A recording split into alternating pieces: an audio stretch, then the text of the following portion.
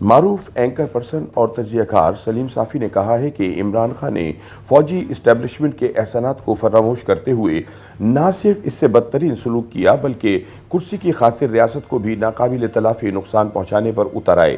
اس تناظر میں P T I کے ساتھ مستقبل قریب میں جو ہونے جا رہا ہے وہ انتہائی بھیانک ہوگا۔ اس کے بعد 2000 کی دہائی کے اوائل کی طرح کے عمران ہوں گے اور ان کے فینز آنے والے دن بتائیں گے کہ وہ جیل کے اندر ہوں گے یا باہر یا پھر لندن میں اپنے بیٹوں کے ساتھ۔ اپنے تازہ سیاسی تجزیے میں سلیم صافی کہتے ہیں کہ ایسا نہیں تھا کہ ملک میں ایک سیاسی جماعت کی ضرورت محسوس کی جا رہی تھی۔ ہوا کچھ یوں کہ ایک شخص کو سیاست میں آنے کا شوق ہوا اور اس کے لیے پی ٹی آئی کے نام سے ایک سیاسی جماعت بنائی گئی، تاہم اس کی بنیاد ایک سیاسی جماعت کی طرز پر نہیں پڑی۔ عمران ایک سپر اسٹار کرکٹر تھا، جس طرح کہ شاہد آفریدی، شعیب اختر یا دیگر اسٹار ہیں، لیکن خان صاحب کی خواہشات کی دنیا بہت وسیع تھی اور وہ شہرت کے ساتھ طاقت اور اختیارات بھی چاہتے تھے۔ چنانچہ اس کے لیے انہوں نے سیاسی جماعت بنانے کا فیصلہ کیا اور کرپشن سے پاک پاکستان کا نعرہ لگا کر میدان سیاست میں آ گئے۔ بقول صافی، ایسے میں دو قسم کے لوگ ان کے ساتھ آ ملے، ایک ان کے پرستار اور دوسرا وہ لوگ جو واقعی پاکستان میں تبدیلی چاہتے تھے، مثلا ڈاکٹر محمد فاروق خان شہید، اویس احمد غنی، اکبر ایس بابر وغیرہ۔ فینس کی نفسیات الگ ہوتی ہیں، وہ کسی فن کی وجہ سے کسی شخصیت کے سحر میں مبتلا ہو جاتے ہیں اور پھر ان کی ذات کو دیگر حوالوں سے نہیں دیکھتے۔ مثلا میں اردو موسیقی میں نصرت فتح علی خان، جگجیت سنگھ، مہدی حسن اور غلام علی کا فین ہوں، تو میں نے کبھی جاننے کی کوشش نہیں کی کہ ان کی ذاتی زندگی کیسی ہے، وہ دیانتدار ہیں یا نہیں، وغیرہ وغیرہ۔ تاہم ان کے فن کی وجہ سے ان کے خلاف بات سننا بھی مجھے گوارا نہیں۔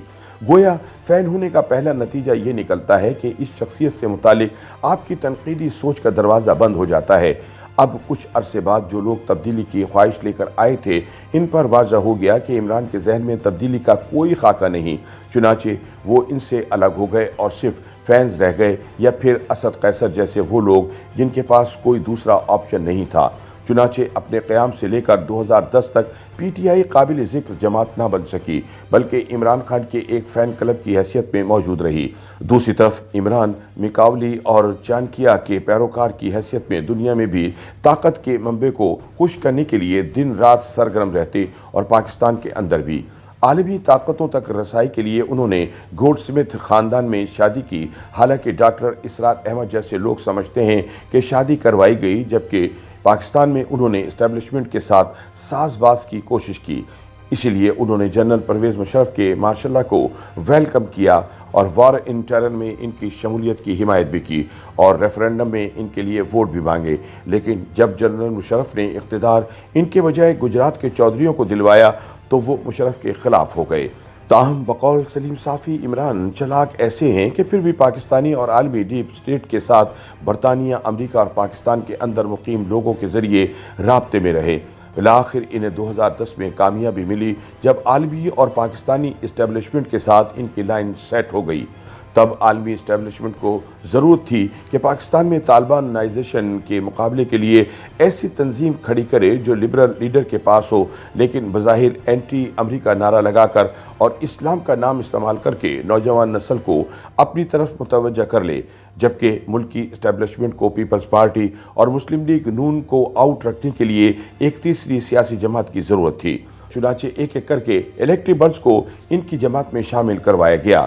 میڈیا میں اسٹیبلشمنٹ کے مہروں کو اس کام پر لگا دیا گیا کہ وہ فرینڈلی انٹرویو کر کے عمران کو ہیرو بنا دیں۔ اس کے علاوہ قومی جماعتوں کی قیادت کو کرپٹ، مذہبی جماعتوں کی قیادت کو انتہا پسند اور قوم پرست جماعتوں کی قیادت کو غدار ثابت کرنے کی مہم شروع ہوئی۔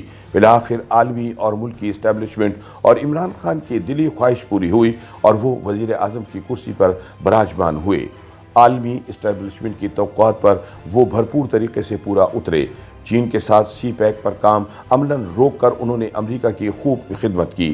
پاکستان کی مشرقی اور مغربی سرحدوں پر جو امریکی ایجنڈا تھا، اس میں انہوں نے کوئی رکاوٹ نہیں ڈالی اور اسی لیے وہ ڈونلڈ ٹرمپ کے ایسے لاڈلے بن گئے کہ وہ اپنے داماد اور زلفی بخاری کے واٹس ایپ رابطوں کے ذریعے دل کی باتیں ایک دوسرے تک پہنچاتے رہے، لیکن پاکستانی عوام اور ملکی اسٹیبلشمنٹ کو انہوں نے بری طرح مایوس کیا۔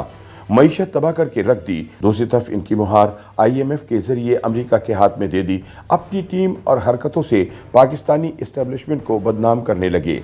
सलीम साफ़ी बताते हैं कि आलमी ताकतों की ख्वाहिश थी कि पाकिस्तानी फ़ौज मुतनाज़ा बन जाए, लिहाजा इमरान ने अपने इक़्तिदार के दौरान इस्टेब्लिशमेंट को अपोजिशन से लड़ाने का कोई मौका हाथ से जाने नहीं दिया।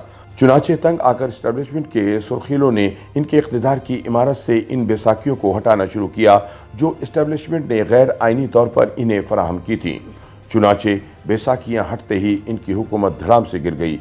अब खान साहब की कारकर्दगी तो थी नहीं कि वो कौम को दिखाते। चुनाचे उन्होंने अमरीकी साजिश का फसाना घड़ लिया, लेकिन चूंकि वो खुद जानते हैं कि अमरीकी साजिश ड्रामा है, इसलिए वो दरूने खाना इस्टेब्लिशमेंट पर हमला आवर हो गए।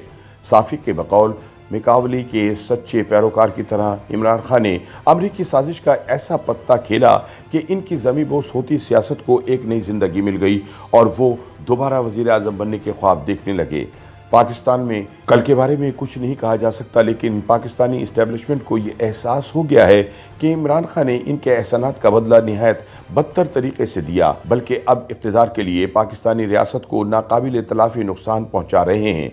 इस तनाजुर में PTI के साथ मुस्तक़बिल करीब में जो होने जा रहा है वो इंतहाई भयानक होगा। इसके बाद 2000 की दहाई के अवाइल की तरह के इमरान खान होंगे और इनके फैंस, हाँ, आने वाले दिन बताएंगे कि वो जेल के अंदर होंगे, बाहर या फिर लंदन में अपने बेटों के साथ। YouTube पर गूगली न्यूज देखने के लिए youtube.com की सर्च बार में गूगली न्यूज TV टाइप करें। गूगली न्यूज के पेज पर सुर्ख रंग के सब्सक्रिप्शन वाले बटन पर क्लिक करना ना भूलिए। YouTube पेज पर अपलोड होने वाली वीडियोस से बाखबर रहने के लिए बेल आइकन पर क्लिक कीजिए। आपको हर नई वीडियो के बारे में नोटिफिकेशन मौसूल हो जाएगा।